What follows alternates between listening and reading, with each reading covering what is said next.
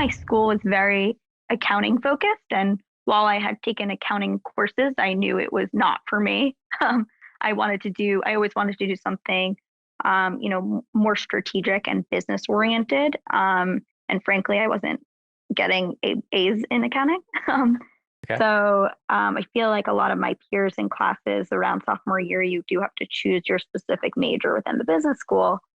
So a lot of my peers had already taken internships at Big Four accounting firms, whereas I knew that path was not for me.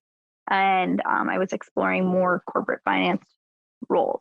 So you didn't even have a 4.0 from a non-target. You had a 3 something. No, yeah.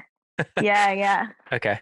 And what was that, around mid 3? Like, it was only your sophomore year, so you only had like 3 semesters, but were you like mid 3s?